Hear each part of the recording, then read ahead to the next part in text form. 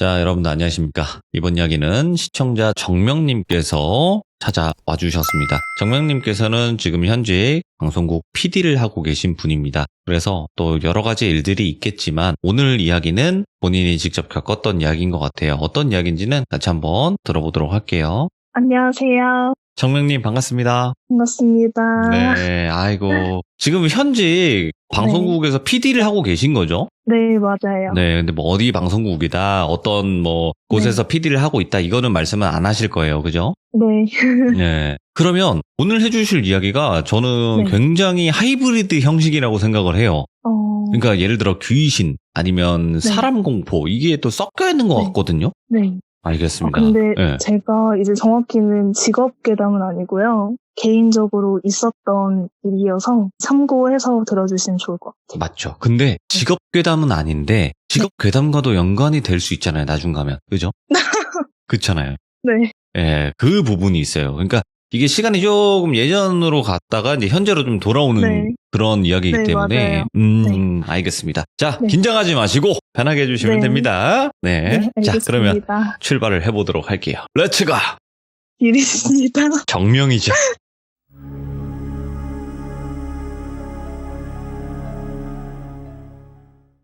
일단은 제가 직업을 공개를 하는 게 맞나 싶었는데 이야기상 앞에서 먼저 얘기를 해야 될 것 같아서 저는 지금 현재 방송국 PD로 일을 하고 있고 PD가 되기 전에 대학교 졸업을 하고 좀 공백기가 있었어요. 네.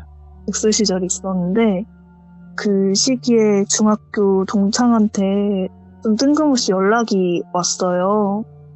근데 이제 저는 이 친구가 중학교 때 이후로 번호를 바꾸고 그 뒤로는 행방을 알 수가 없었어서 제 번호를 어떻게 알고 안부 인사를 하더라고요. 연락이 왔구나. 네. 그래서 이제 실은 전부터 연락을 계속 하고 싶었는데 고민하다가 용기 내서 이렇게 한다 얘기를 하더라고요. 그래서 저도 어떻게 지내는지 얘기하다가 걔가 한번 만나서 얘기를 더 하자 이러더라고요. 근데 보통 이렇게 막 10년 넘게 갑자기 연락 오는 경우가 좋은 경우는 많이 없잖아요. 다단계나 네. 아니면 뭐 팔려고 하거나 네. 그렇죠. 대부분이. 네. 그래서 좀 쎄해가지고 그 친구랑 심지어 친하지는 않았거든요. 저는 제 기억에는. 이 친구에 대해서 설명을 좀 하자면 중학교 때 잠깐 놀았던 친구고 당시에 생각을 해봐도 정상적인 친구는 아니었어요. 왜요? 본인을 무당이라고 얘기를 하고 다니고 예.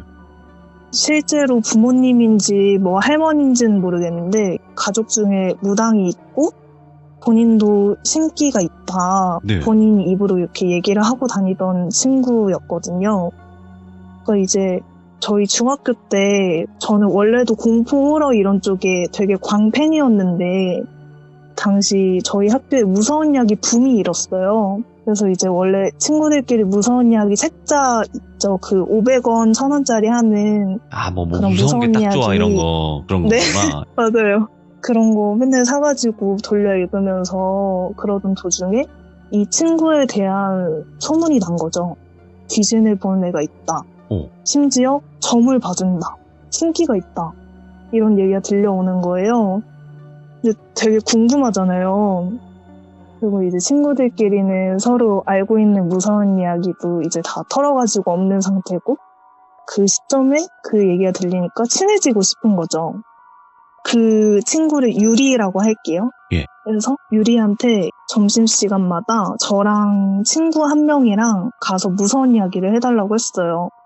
근데 그 친구가 처음에는 좀 낯을 가리는 것 같더니 계속 부탁을 하니까 무서운 이야기를 해주는데 얘가 해주는 얘기들이 진짜 다 완전 짜릿한 거예요. 오, 예. 그때 하나 아직도 기억이 나는 게 얘가 얘기해줬던 것 중에서 자기가 잠을 자다가 꿈을 꿨대요.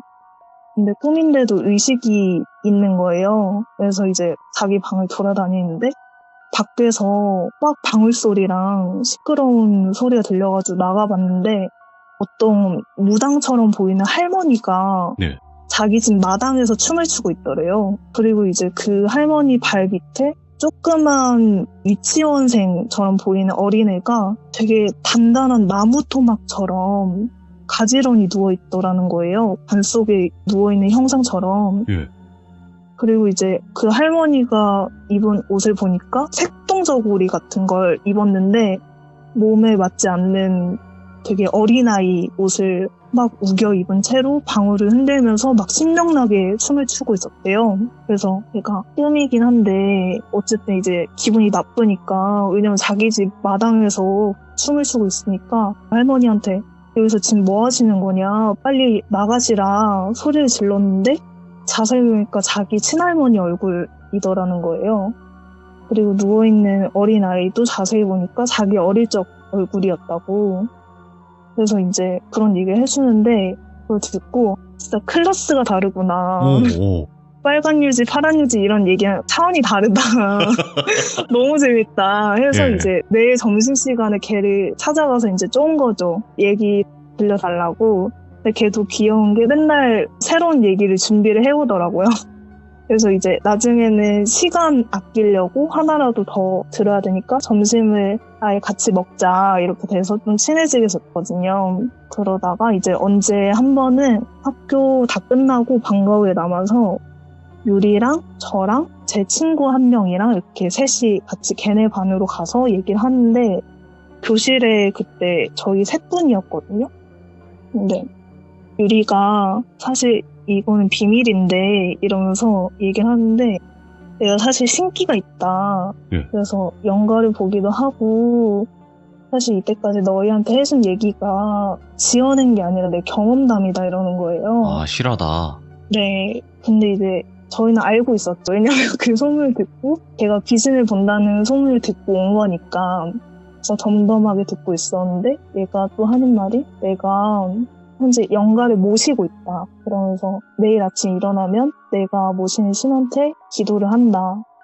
본인 입으로 이제 자기가 무당이다 사실 이런 얘기를 하면서, 누군가를 저주하는 기도를 하면 내가 지금 신발이 너무 좋아서 정말 잘 들어맞더라.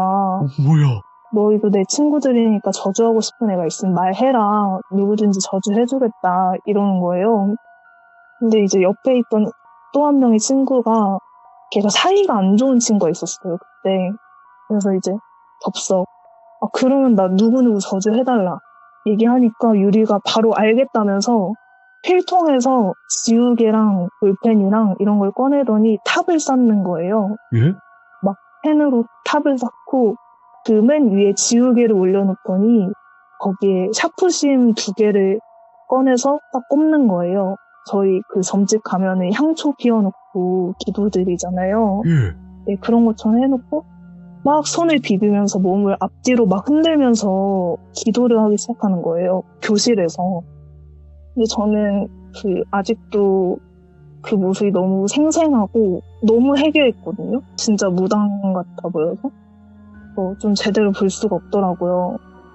그리고 이제 그 기도를 되게 꽤 오래 했던 것 같은데, 네. 끝나고 이제 봉책을 쫙 찢더니 거기에 부적도 막 써주고 주머니에 가지고 다니라고 쥐어주더라고요. 근데 이제 저는 딱 그걸 보고 마음 정리를 좀 했던 것 같아요. 얘는 좀 멀리 해야겠다.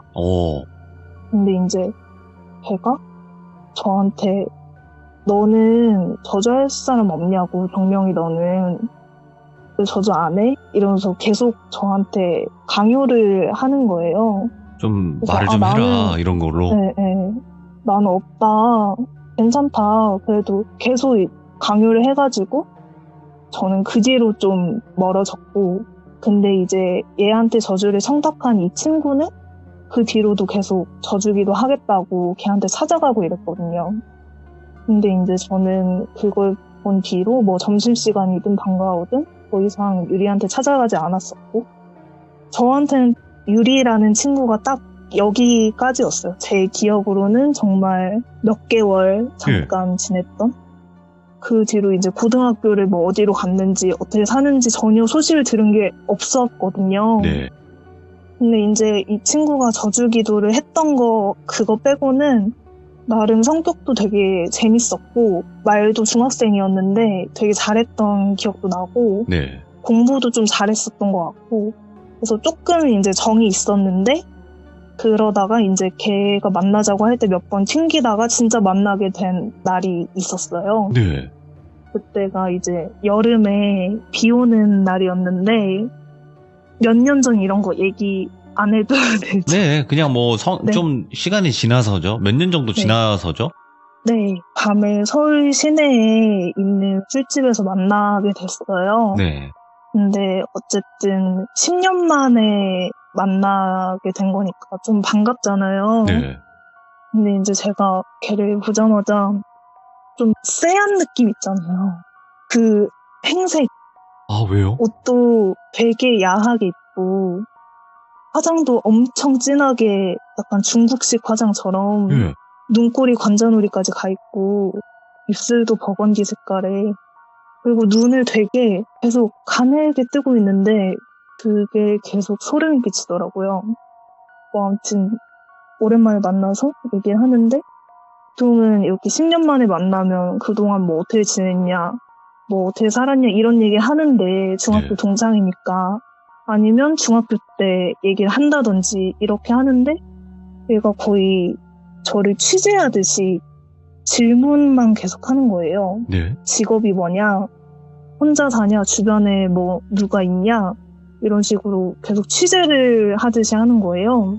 근데 이제 중간에 막 서빙하러 오시고 하면 대화 흐름이 끊기잖아요. 근데 그때마다 제가 화제 전화를 하려고 시도를 해봤는데 잘 안 되더라고요. 계속 계속. 질문만 하더라고요. 그래서 그러다가 갑자기 근데 우리 중학교 때 현아 기억나? 이러는 거예요. 네, 저주기도를 청탁했던 그 친구를 현아라고 할게요. 예. 현아? 지금도 연락하고 잘 지낸다 하니까 걔가 갑자기 막 웃더라고요. 잘 지낸다고? 이렇게 되묻더라고요. 근데 이제 그때 제가 방송국 들어가려고 준비하던 때라 네. 친구들을 잘 못 만나가지고 뭐 몇 개월 전까지 만났었고 연락했다 하니까 그 친구가 대뜸 걔 신받은 거 알아? 이러는 거예요. 뭐야? 근데 이제 그 친구랑 같이 지내서 알지만 그쪽 친구 뭐 가족 중에 무당이 있거나 신기가 있거나 전혀 없었고 그리고 갑자기 그런 얘기 들으니까 좀 많이 충격적인 거예요. 그래서 뭔 소리냐 현아가 갑자기 왜 신해봤냐 걔 물으니까 하는 말이 내가 중학교 때 걔 저주기도 했던 거 그거 실은 현아가 저주해달라고 했던 사람 저주했던 거 아니다. 예?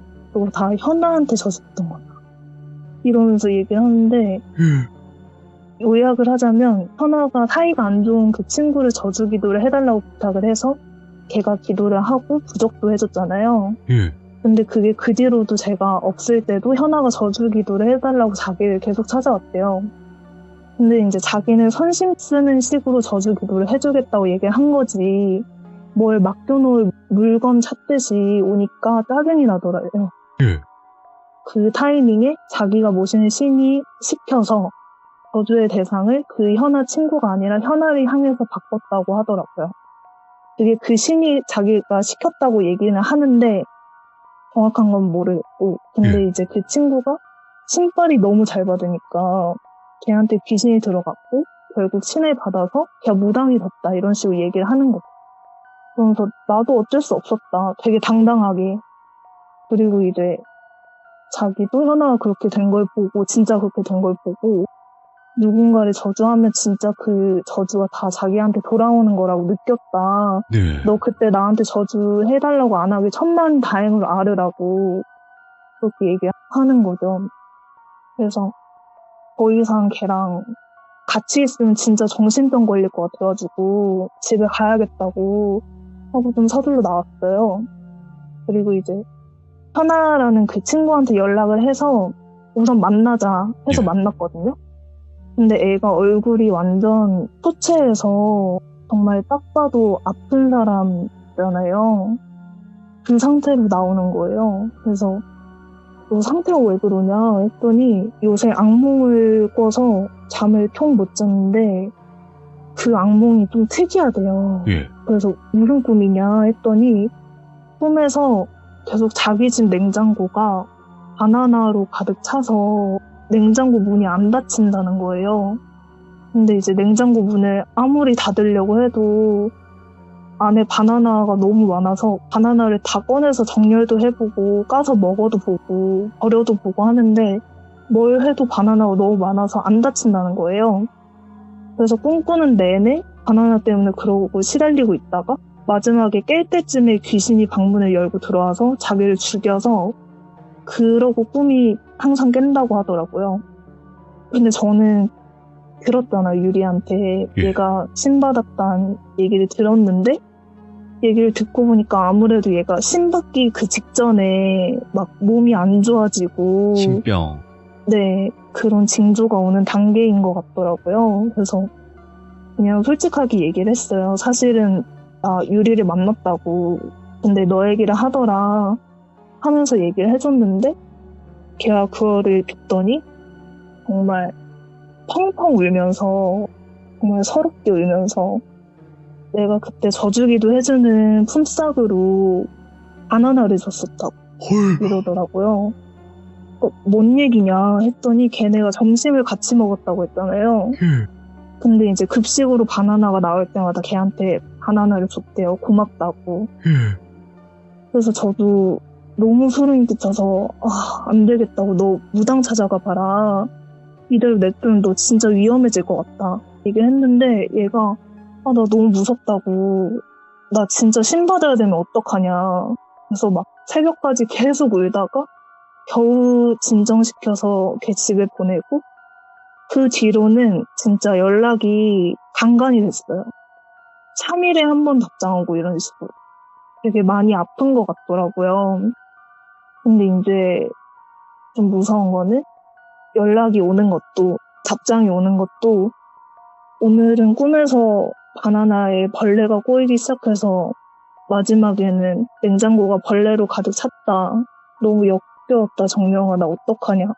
이런 답장이 오기도 하고 그러다가 이제 서서히 연락 텀이 길어지더니 연락이 아예 끊겼고 이게 벌써 4년 전 얘기여가지고 그래서 연락을 해도 받지도 않고 그런 상태가 됐거든요. 예. 그리고 이제 그 일이 있고 몇 개월 뒤에 제가 방송국을 취직을 했어요. 네. 저 지내고 있는데 제 인스타그램 DM으로 연락이 온 거예요. 모르는 아이디로. 네.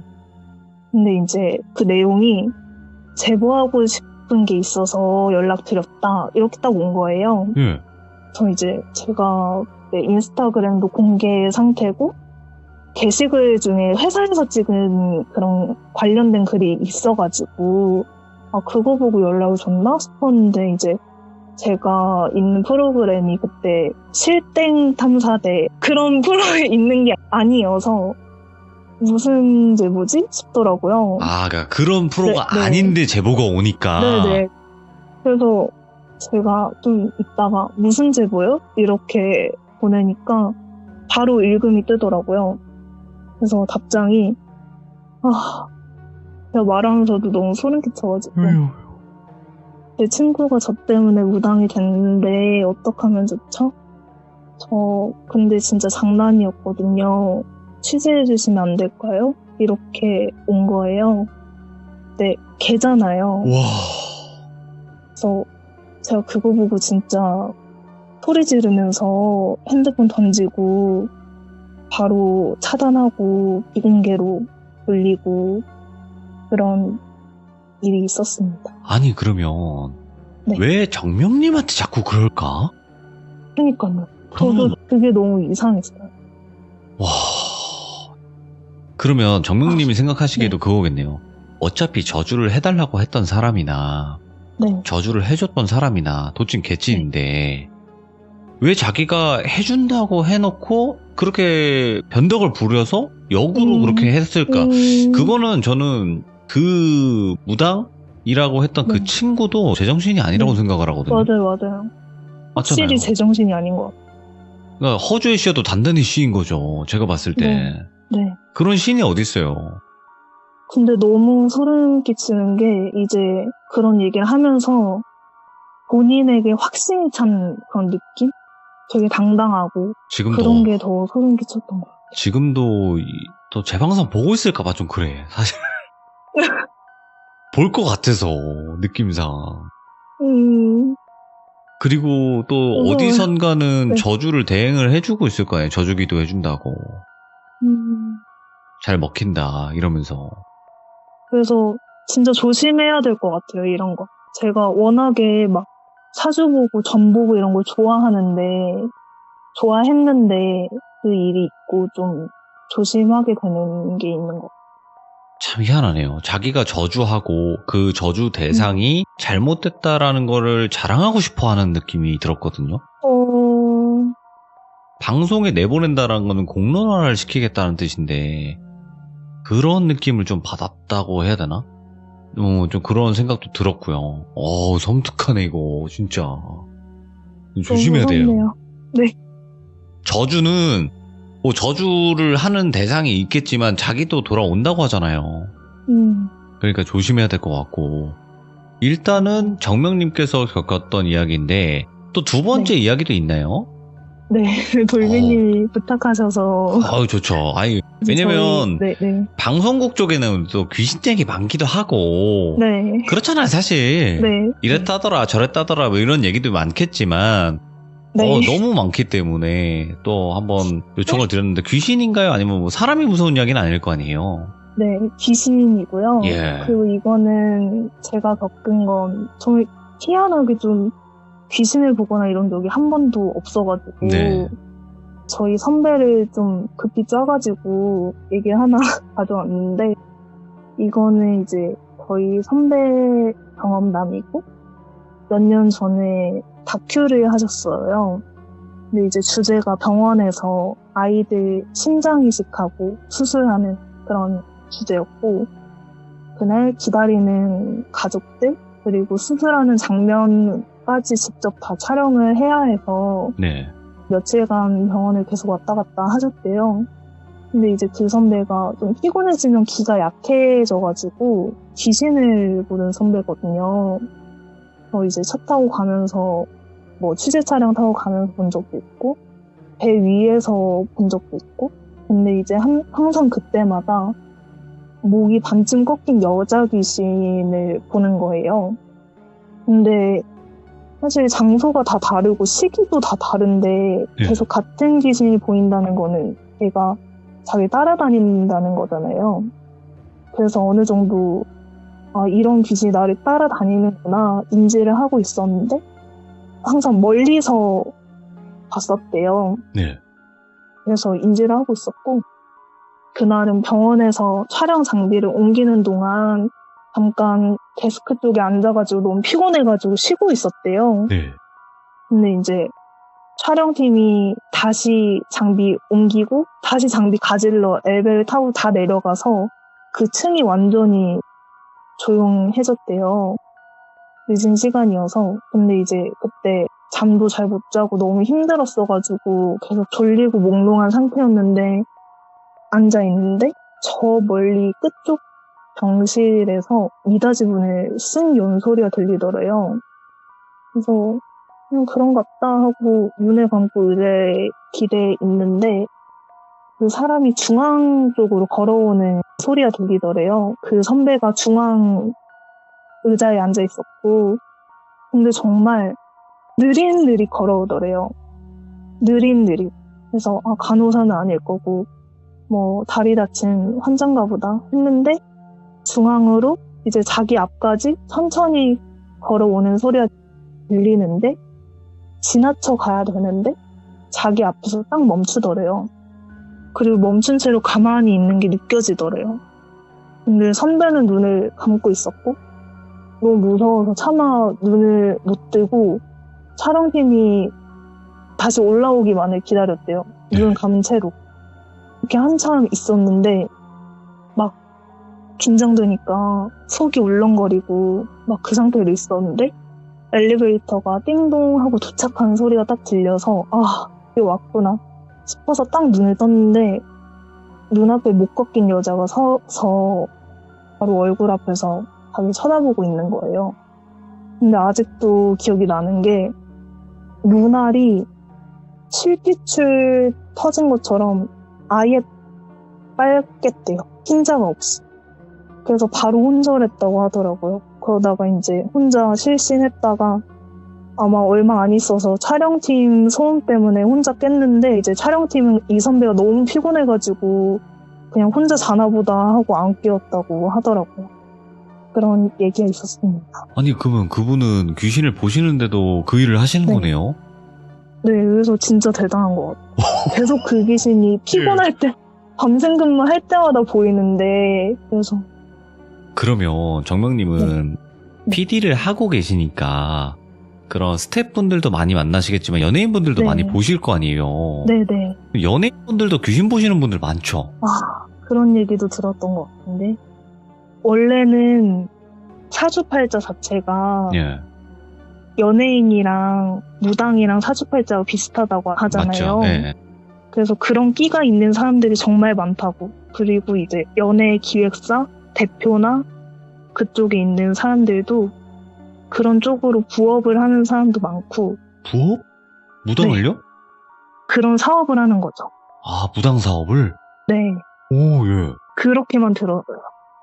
하긴 이제 연예인분들도 귀신이라는 존재를 어느 정도 좀 겪은 분들이 많잖아요. 예. 애초에 저는 이 생각이 네. 있어요. 방송 쪽은 전부 다 그렇다고 생각을 해요. 대부분. 어때요? 그 생각이 좀 맞는 것 같아요. 방송 쪽이라는 일 자체가 네. 좀 그거와 연관이 되어 있을까? 이런 생각도 들고요. 어떻게 그 생각하세요? 부분은 선배들을 좀 쪄봐야 될 것 같아요. 제가 보도 쪽에 있어가지고 아, 예. 보통 막 뉴스 이런 거를 해가지고 제작을 하진 않거든요. 네. 근데 그럼에도 불구하고 연예인들은 많이 보는데 아나운서분들. 기자분들. 근데 뭐, 확실한 예를 들어, 건 예. 확실한 건 기가 너무 세요. 오히려. 아나운서도 그렇고 네 연예인도 그렇고 정말 확 눌리는 게 있어요. 제가 사주를 봐도 제가 귀신 안 보는 이유가 기가 세서 귀신을 안 본다는데 그럼에도 불구하고 이게 기가 확 눌리는 느낌이 있는 것 같아요. 좀 압도당한다 이런 게. 그런 것 같아요. 네, 가만히만 있어도. 근데 아무래도 방송은 되게 예민하잖아요. 네. 찍는 사람도 그렇고 앞에서 이제 무언가를 하셔야 되는 분들도 되게 예민하니까 좀 더 네. 극대화가 되는 건가 이런 생각도 들고요. 그런 것 같아요. 야, 앞으로 우리 또 정명님께서 정확히는 모르겠지만 선배님들을 쪼신다고 했어요. 네. 한번 쫙보면 또 이게 듣기 힘든 또 직업괴담이라든지 이런 것들이 좀 나올 것 같아요. 그래서 괜찮으시다면 정명님께서 한번 선배님들을 싹 한번 훑어보시는 게 어떨까 이런 생각을 합니다. 또 만나신 내일부터 또 아나운서분도 계실 거고요. 네, 그렇게 대신 전달해준다. 그 대신 익명은 철저하게 보호를 한다. 라고 또 말씀해 주시면 더 좋을 것 같아요. 네, 내일부터 본격적으로 시작해보겠습니다. 감사합니다. 감사합니다. 네. 아니, 왜냐면요, 여러분들 아시다시피 이 방송 쪽은 거의 무한입니다, 무한. 이야기가 무한이고, 워낙 선후배 간의 그런 이제 역사도 깊고 하다 보니까 또 여러 가지 이야기들이 많이 나올 것 같아요. 그렇다 보니까 우리 또 정명님께서 오늘 해주신 이야기도 또 선배님이 겪었던 이야기도 포함이 되어 있었지만 본인이 또 직접 겪으셨던 저주기도 해주는 그 친구분을 아직도 잊을 수 없다. 근데 이거는 제가 들었어도 너무나 소름 끼치는 그런 이야기였던 것 같아요. 그리고 마지막에 DM으로 연락이 왔다라는 것 자체가 너무 소름 끼치는 것 같아요. 굳이 그렇게까지 했었어야 되나? 이런 생각도 하고요. 혹여라도 제 방송 보고 계시면 저주 기도는 하지 않으시길 바라겠습니다. 시청해주신 모든 분들 감사드립니다. 고맙습니다.